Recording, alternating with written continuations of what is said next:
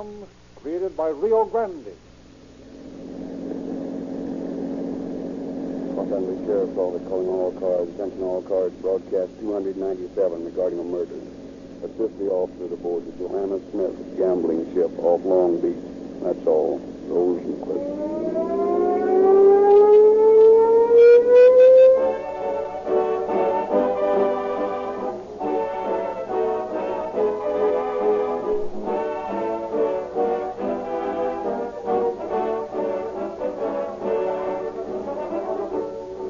Gasolines sold today are much improved over those of yesterday. But still, there is a difference. All-purpose Rio Grande cracked is one of those different gasolines. Ordinary gasoline contains only 3 ingredients, while the new all-purpose Rio Grande cracked contains 6 ingredients expertly blended. These 6 are crack, poly, straight run, casing head, stabilizer, and tetraethyl. These terms may mean little to you, but to a petroleum engineer and to your motor, they mean more power, more mileage, smoother performance, and more speed. These are the qualifications specified by the drivers of police cars, fire engines, ambulances, and other emergency equipment. In other words, our engineers have tailored our gasoline to conform to the demands of these exacting buyers of gasoline. And I assure you that when you purchase your gasoline from the red and white Rio Grande station, you'll get the same gasoline which is used in this important automotive equipment. Try this new all-purpose gasoline just once, and you will then know why it is the most highly recommended gasoline sold in the West.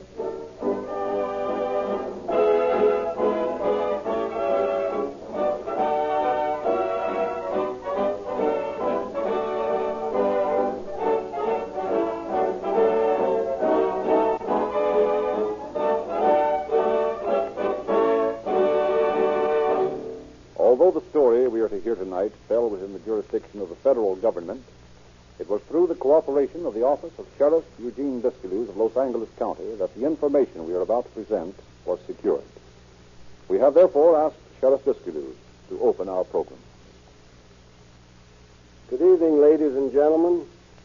It is a pleasure to again appear on Calling All Cars with a story that proves once more the truth of the adage that crime cannot pay. As you shall see as the program progresses, the mere existence of obstacles never deters a law enforcement officer from ultimately achieving his goal. Tonight's story was brought to its conclusion through the cooperation of officers from several jurisdictions. It is a source of increasing satisfaction to me that such cooperation is stronger today than ever in the efforts of law enforcement agencies to bring home to the criminally inclined the proof that crime never can pay.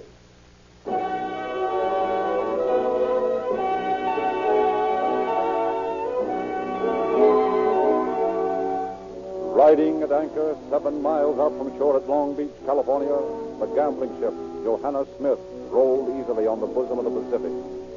It was not yet midnight of September 20th, 1933, but already 240 patrons milled about in the ship's huge gambling casino.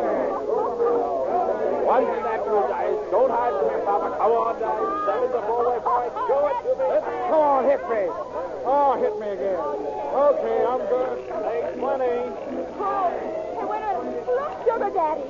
Red came up again. Looks like you're in tonight, fella. That's what you fingers crossed, honey. I'm betting the worst in the next turn. Suddenly, from the forward promenade deck on the port side of the ship, 5 staccato reports crashed through the night. So absorbed were the players in the casino that none heard the shots, but to the keen ears of engineer Frank Tinsley in the boiler room below, it was a different story. Did you hear that, Sam? Yeah, it sounded like shots. Well, not only sounded like them, there were shots. Good night. You don't suppose somebody's got drilled, do you, Frank? No, probably some wise guy showing his girlfriend how well he can shoot. Yeah. More likely using the light bulbs in the rig on his targets. I've known him to do that. Well, whatever it is, I'll darn soon put a stop to it. Want me to come with you? No, you better stick around here. I'll be back in a minute. Engineer Tinsley hurried on deck and into the casino. Nothing wrong there. He dashed up a short flight of stairs and groped his way to the forward promenade deck. In the dim light, he almost stumbled over a dark form that lay at his feet in a slowly widening pool of blood. Uh-oh. Hey, fella. Are you hurt very bad? Try to answer me, fella. Who shot you? Hey, Tinsley, is that you? Yes, sir. It's me, all right, Captain. Now, what seems to be the trouble? Well, this fellow's been shot by somebody. Looks like he's hurt pretty bad. Did you just find him? Yes, sir. I heard the shots down in the boiler room and came up to find out what was going on. He's still alive, that's a cinch. Yes. I'll see if there's a doctor on board.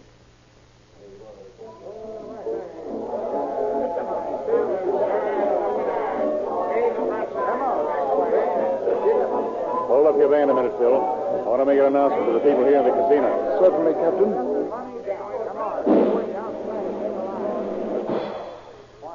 Ladies and gentlemen, I'll only interrupt you a second.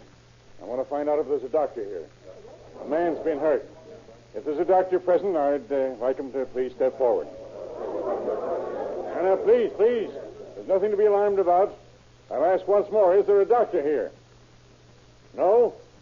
Well, then I'm sorry, but all guests will remain in the casino for the time being. Now, I repeat, there's no need for alarm. I only ask you to amuse yourselves here in the casino for the next 2 minutes. All right, Phil, go ahead.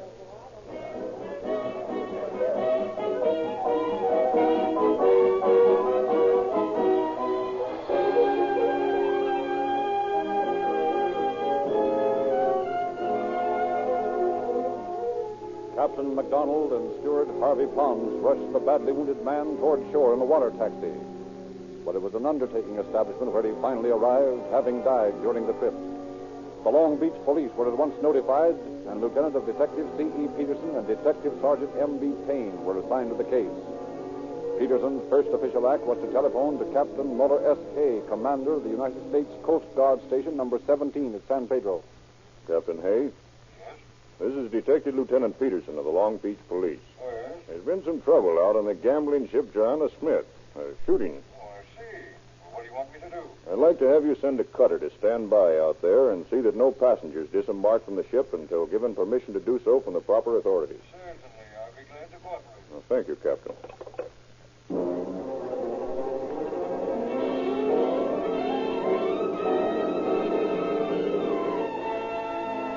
Special agents from the United States Department of Justice were also notified, and within a short time augmented the forces of the municipal police aboard the gambling vessel.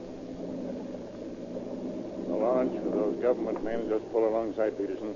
They're coming aboard now. Oh, yes. Thank you, Captain McDonald. We're special agents from the Department of Justice. Who's in charge here? I'm in charge of the investigation. My name is Peterson. Oh, yes, Peterson. They gave us your name when we were sent out. Yeah, this is Captain McDonald. He's master of the Johanna Smith. All right, Captain. I took a chance when I called you that this case would be in your jurisdiction. That's right. Murder on an American vessel on the high seas interests Uncle Sam, all right. Right up here is where the man's body was found. Any line on who might have killed him? Not yet. I found these 5 exploded shell cases on the deck. Oh. Came from a 32, eh? Yes. Here, what's this? Where? Embedded in the deck here. Looks like a steel-jacketed lead slug. Well, funny I missed that. Yeah, I'll have it out in a second. We'll take a look at it. Yeah, it's probably a 32 bullet, all right. Keep it with the shells, and we'll find out for sure later. What I want to know now is what happened here. Well, I was in the boiler room below, and I heard 5 shots fired up here. I ran on up and found a young man lying in a pool of blood. Who are you? My name's Tinsley, sir. I'm the engineer aboard. Mm-hmm. Go on. I asked this fellow who shot him. He couldn't answer. Then Captain McDonald came along. He and Harvey Pons. Harvey's the steward. They carried the man down to a water taxi. The boy died before we reached the docks.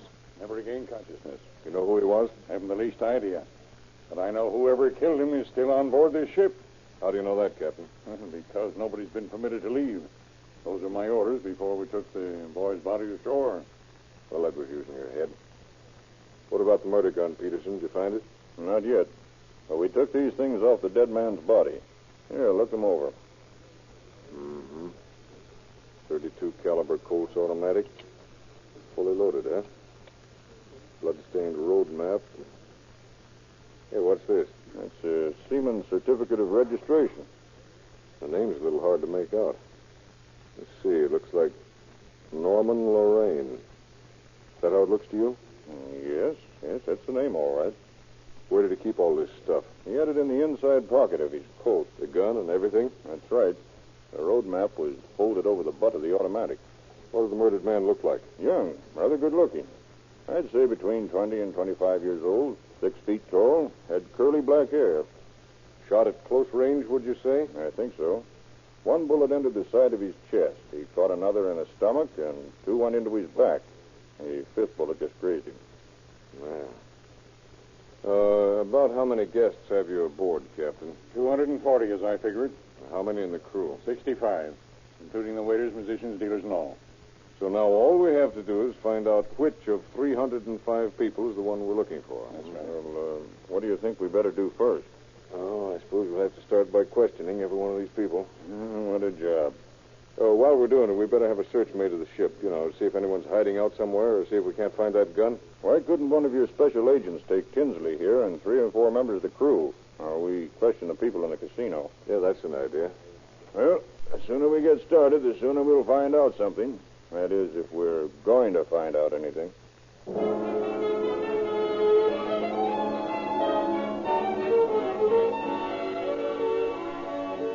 A few minutes later, the patrons at the casino were segregated in a corner where it was impossible for them to communicate with members of the crew. Then the trying task of questioning was begun. You know a young man named Norman Lorraine? No. Did you hear any shots fired? No. Is anyone missing from your party? No. Have you seen anyone acting suspiciously? No. Then began the questioning of the crew. It began to look hopeless that the officers would receive even a shred of information until at last 2 members of the ship's orchestra were approached. Did you hear any shots fired? Well, yes, at least something that sounded like shots. So did I, officer. Where were you boys when you heard these shots? Well, we were up on the upper deck having a cup of coffee. Yes? What then? Well, we heard this noise and looked out the window. A few seconds later, I saw a man walk past the coffee shop. But neither of you made any effort to find out what had happened? Well, no, sir. We just thought it was some drunk showing off. Can you describe the man you saw? Well, all I know is he had on a snap-brim felt hat. I think it was a gray one. I think he had on a gray suit, too, but might have been blue or maybe it was brown. I don't know. That's a big help. Well, it was pretty dark out there, and I only just caught a glimpse of him. Do you think you'd know him again if you saw him? Oh, me? No, I wouldn't know him in a million years. Well, that's just swell. What's the matter, Peterson? I thought I was going to get myself a little information here, but all I get is talk about gray felt hats. Good night, there's 60 men in there with gray felt hats. Tough luck. Here's some more. That search party combed the ship but didn't find a thing. No game, huh? No. Well, it's 10 to 1. The killer tossed the gun overboard, so I'd hardly expect him to find that. Still, he himself must be aboard somewhere. Unless he decided to jump overboard after he shot this fellow. And commit suicide? Say, I look at doubt here, it. officers. How much longer are you going to keep us here aboard this ship? I'm sorry, but we've got to keep you here a while longer, sir. This is an imposition. Do you realize it's after 2 o'clock in the morning? I have work to do. Oh, I understand that, sir, but I'm helpless to do anything about it for the present. I never heard of such an outrage. I'll sue the ship. That's what I'll do. Yes, by George, I'll... Oh, dear. I'm afraid this situation with the guests is going to be a little tough before we're through here. Yeah, I know it is. And that isn't going to make things any easier. Uh-oh.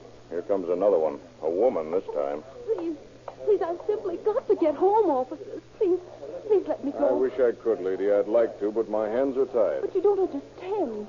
You see, well, my husband, he works all night, and if he gets home and finds I'm not there, It can't be done. Not yet, anyway. I'm sorry, lady. But don't you see? It won't help you to cry, lady. I can't let anyone off this ship. But you've got no right to hold us.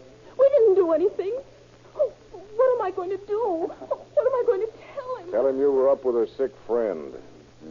This business is pretty apt to get a lot more serious. I'm beginning to wish we could catch this killer, if only to be able to send these people home. I'll agree with you on that. If we have to hold him many more hours, we're liable to have open mutiny staring us in the face.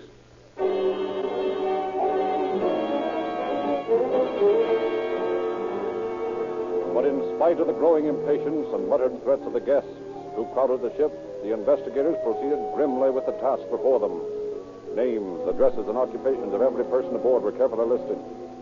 Finally, at 6 o'clock in the morning, it was decided that 175 men and women who had satisfactorily established their identities should be permitted to leave the ship. From there, by a process of elimination, the group of suspects was at last reduced to 7 men. Well, the only thing I can say to do, Peterson, is to go question the 7 suspects we're holding and see if we can narrow them down any more. That's about all. Let's see now. What do we got? According to their statements, 3 garage mechanics, an ex-convict, a A chauffeur, a newspaper reporter, and a seaman. Quite a collection. I'm just as certain as I am sitting here that one of those 7 is the killer. But how are we going to prove it? Yeah, that is a question. They all deny knowing the dead man. No weapons were found on them, no bloodstains on their clothing. Not only that, but they all seem to have letters or cards of identification. All but the ex-convict have jobs, and none of them are wearing gray snap-brim hats. Well, let's have one more go at them. The boys have got them in this cabin here. All right, you fellas. We're going to give you another chance to talk. Now, once again, do any of you know Norman Lorraine or know of him? And none of you have got a gun ditched around here? Say, we've been answering these questions all night. If you don't let us go ashore right away, we're liable to lose our job. Hey, aren't you the one who said you were a newspaper man? Yeah, I thought you said you worked on a San Francisco sheet. I do, but that doesn't mean my job keeps me in San Francisco all the time. Why don't you let up on us? What's wrong, son? What are you crying about? Oh, I know what's going to happen. You'll pin this on me. You know I just got out of the pen a few days ago. So what? Oh, you can't kid me. I know I'm due to be framed for this job. Why do you think that? Nobody's going to pin anything on you you haven't done. Well, if the parole board finds out I'm mixed up in this affair, they'll send me back. Just sit tight and quit your blubbering. You haven't been accused of anything yet. Do we go ashore this morning or don't we? Keep your shirt on. You newspaper guys are always in a hurry. That's our job. Okay, boys. I'll let you go ashore. But before you go, I'm going to have a complete set of fingerprints from each of you. You're going to take our prints? Well, sure. Why not? You birds have spent half the night telling us how innocent you are, so you oughtn't to mind a little thing like that. Okay, Sergeant Payne. Bring in the ink pad. We're going to collect a few souvenirs.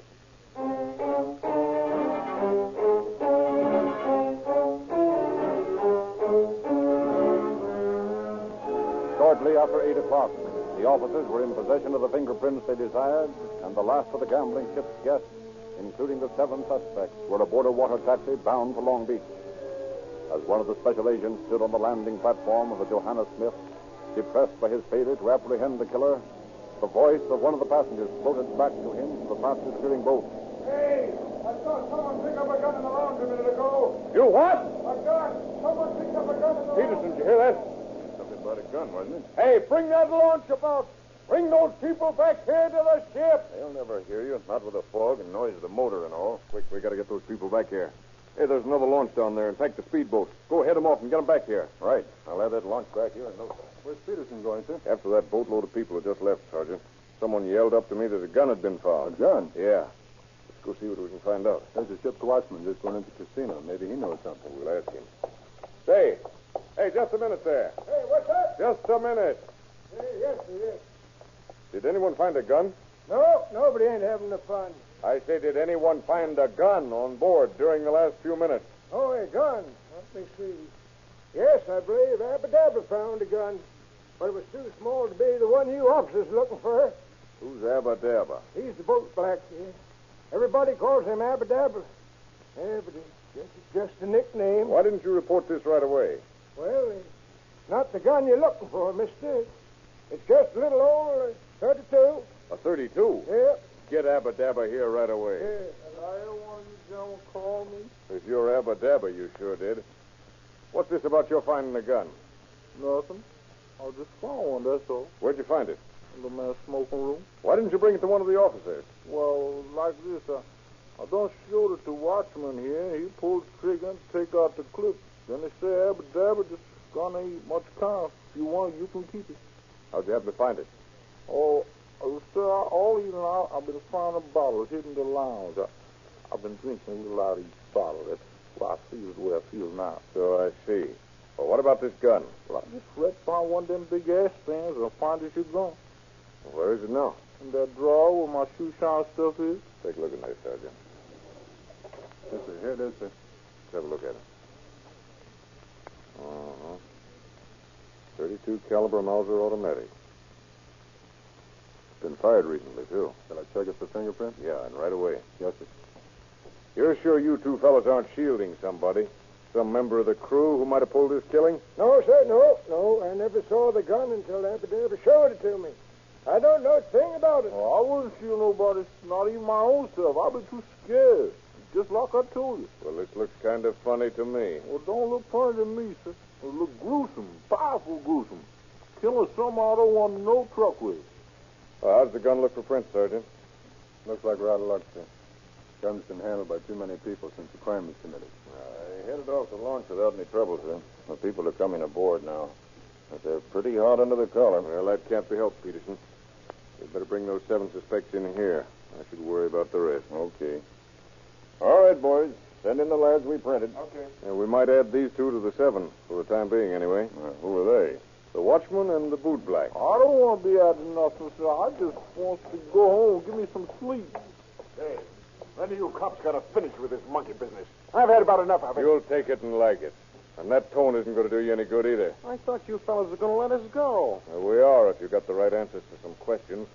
But they better be the right ones. I knew you guys would bring me back here and hang this on me. Hey, you seem to be dead set on getting stuck with this murder, don't you? What's the matter, your conscience? No, but I know how these things work out. If a guy's ever done a stretch, ain't they try to... Wait a minute, officer. Let me talk. Oh, the newspaper reporter again, huh? Oh, what is it? I'm the man you're looking for. You're what? I say I'm the man you're looking for. Oh, yeah? And what kind of a gun did you shoot Lorraine with? A Mauser. What did you do with it after the shooting? I kept it quite a while, then hid it back at one of those stand-filled ash stands in the lounge. That was just before I was searched. What made you want to confess all of a sudden? Just to beat you to it, that's all. You'd have got me by my prints. I knew the jig was up as soon as I heard the gun had been found. You willing to make a full statement? Sure. Why not? Here, take a look at this. Is this the gun you shot him with? Yeah. This is my gun. All right, then. Leave these other suspects out of here. We'll listen to what this fellow has to say. You told us your name was Sullivan. Was that right? No. It's Walsh. James J. Walsh. Where did you first meet Lorraine, the man you shot? We were cellmates at Leavenworth Penitentiary. Oh. Will you show us exactly how you committed this murder? Sure. We were walking along like this, see? There'd been an argument. Suddenly we stopped walking, and I let him have it. Like this. Mm-hmm. Cute. How long you been out of the pen, Walsh? Since last March. Lorraine got out a few months later. And the two of you got together again, is that it? Yeah. We met in San Francisco. What did you do there? Not so much. Worked at a few jobs. Then we went to Sacramento. What then? Then on to Stockton, San Jose. Did you do any work at any of these last places? No, we looked for jobs, but we didn't find any. Where'd you buy your guns? I bought mine in Sacramento. Lorraine got a .32 automatic in San Jose. Why did you buy these guns? Make a living with, I guess. Did you commit any robberies? No, we were waiting for something good. When did you come to Long Beach? Last Monday. Well, how'd the two of you happen to come out here at the Joanna Smith? I don't know. We've been drinking and quarreling most of yesterday afternoon, and I... What were you quarreling about? Well, we've been working on a plan to kidnap a big shot oil man, but we couldn't seem to agree on some of the details. I don't want any part of this Promenade stuff. Kidnapping's one thing. Murder's another. Yeah? Well, look. Every time somebody kidnaps a guy and then brings him back safe and healthy, that guy gets caught. Not for me. I like the old saying. Dead men tell no tales. Sometimes I don't think you're human. That's no attitude to take. Even animals have got more heart than that. You're dopey. Listen, I'll stick with you on any job just so long as you don't knock off an innocent guy. But if you ever do so, help me, I'll turn you in. You're too soft for your own good. I suppose you'd squeal if I killed a cop even. No, that's different. Well, if you want to know, I'd just as soon kill you as anybody. And it wouldn't bother my conscience any, because as far as I'm concerned, you're just a rat. Okay. Let's not say any more about it. After the two of you got out here to the ship, the argument continued, eh? Yeah, I was still talking about my code of kill or be killed. He sort of seemed to be afraid of me. What made you feel he was afraid of you, Walt? I don't know exactly. But while we were walking on the upper deck, he acted afraid. Stopped several times. Did he ever make a move toward his gun? Well, he unbuttoned his coat. The gun was in his inside pocket. But he never actually reached for it. Yeah, the minute he did, we stopped walking by this time. Both of us seemed to sense a showdown. Neither of us said nothing. What happened then? Well, then he started to reach in his inside pocket. I guess he knew I was mad enough to kill him. So I pulled out my gun and released the safety. Only meant to bluff him and to give up his gun. Yeah, but instead you shot him. Sure. You see, he kept on going after his gun. I think the first bullet hit him in the stomach because he lurched forward and moaned. And you kept on firing at him? I figured I'd better put him out of his misery. So I emptied my gun into him. Did Lorraine ever draw his gun clear of his pocket? I can't say for sure, but I think he did. Did you actually see Lorraine draw his gun? I think so. That was before I started shooting. Did Lorraine shoot? No. Then how do you explain the fact that when Lorraine was found after the shooting, his gun was still in his inside pocket? I suppose he let go of the gun after the first bullet hit him and it fell back in. After shooting Lorraine, what did you do? First, I threw my hat overboard. Then I just walked around, mingled with the crowd. How far away from him were you when you started firing? About 5 feet. Have you anything further to add to this statement? Only that when I killed Lorraine, I felt that it was either his life or mine.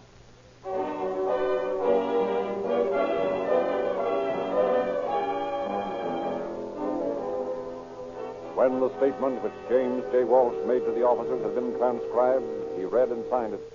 However, just before the case went to trial, Detective Lieutenant Peterson and the special agent in charge of the government's case against the killer confronted him once more in his jail cell. Hello, Walsh. We just thought we'd drop in for a little talk. What about? Your trial's coming up in a few days. I suppose I know it. Hey, we just wondered if you felt the same way about that confession. You hadn't thought of repudiating it in court, had you? No. Why? That's good. Because it'd be just a waste of time and cost the government a lot of money. How do you mean? Well, you see, it's been definitely proved that the bullets that killed Lorraine were fired from the gun you bought in Sacramento. Yeah? Yeah. Besides that, the man who sold it to you has positively identified you from photographs. So what? You guys had me nailed dead to rights? Right from the first place, didn't you? No, Walsh. I'm afraid we didn't. What do you mean? You had my prints on the gun. What else could I do but confess? No, we didn't have your prints on the gun. So many people had handled it after you did that it was all covered with smears. Not a print of any description. What are you guys trying to tell me? Thought I could have got away with it if I kept my mouth shut? You never could have gotten away with it, Walsh. We'd have found you out in the long run, but you sure saved us a lot of trouble. Well, I'll be hanged. You're telling me. In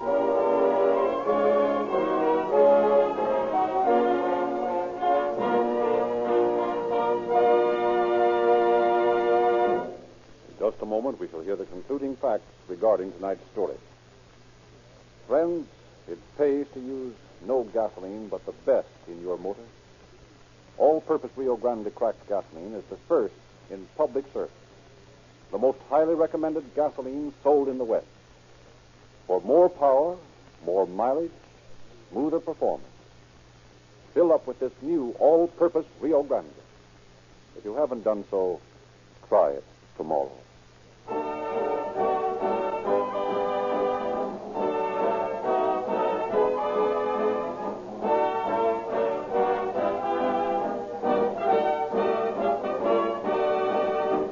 Walsh was brought to trial in federal court before Judge Harry Holton. Psychiatrists found him sane, but of such criminal tendencies as to be dangerous to society. He was found guilty and sentenced to spend the remainder of his life contemplating the truth that crime cannot pay.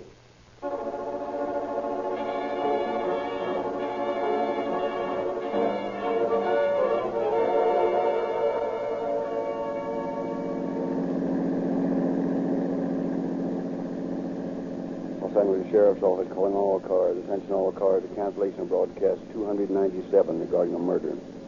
Suspect in this case is now in custody. That's all. Rosenquist.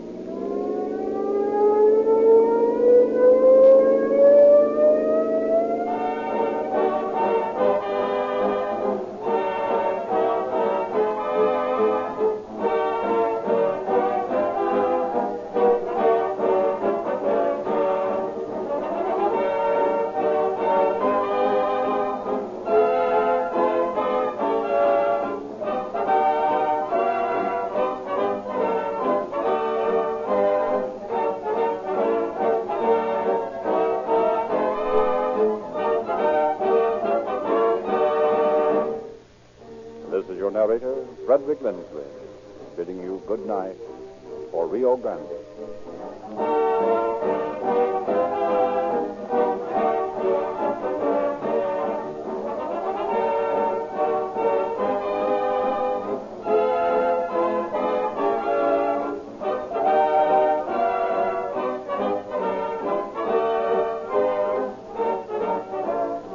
Next week at this time, Rio Grande will present The Case of the Missing Guns. This is the Columbia Broadcasting System.